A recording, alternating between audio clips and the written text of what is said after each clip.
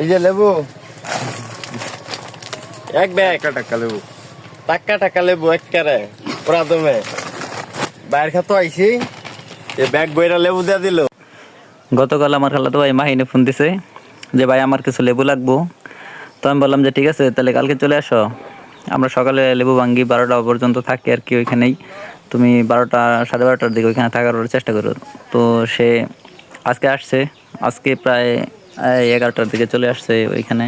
তো আমি তারে দেখে লেবু ভাঙ্গি দিতেছি। তো মাইনে আমরা বলতেছে যে আমিও ভাঙ্গি, তো সেও বাংলো লোকে বসে তাই বাংলাম দুইজনে। তো আরেক ভাই আসছে, তো ওই ভাইও লেবু বাংলো, তো তিনজনে মিলেমিশে লেবু বাংলাম। ভাঙার পরে তো আমি বললাম যে দেখে যেগুলো বড় আছে বড় আকারের যেগুলো চোখে পড়ে ভালো ভালো তো ওইগুলো নেবো। তো তিনজনে মিলে লেবু বাংলাম, তিনজনে মিলে লেবু ভাঙছি মোটামুটি বেশ ভালোই। টাকা লেবু টাকা লেবু এক কারে পুরা দমে বাইরে খাতো আইছি ব্যাগ বইরা লেবু দিয়ে দিল।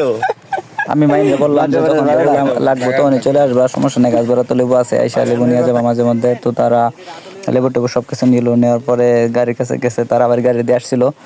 তো আমিও তাদেরকে লেবু নিয়ে লেবু সহকারে আগাই দিলাম রাস্তায়। তো তারা এখন চলে যাবে, চলে যাওয়ার জন্য আমি বললাম যে ঠিক আছে সাবধানে যাইও, দেখাশোনা যাইও, দেখা হবে আবার। তো এদের দাওয়াতটা দিয়ে দিলাম, এদের দাওয়াতটা দিয়ে তারপরে তাদেরকে লেবুর ব্যাগ সহ আমি বললাম ব্যাগ পিছনে নেও, ব্যাগটা পিছনে দিয়া তারপরে তারা তাদের মতো যাওয়ার জন্য প্রস্তুতি নিল। তো আমিও এই বাজারে যাবো, এই জন্য আমিও প্রিপারেশন নিলাম।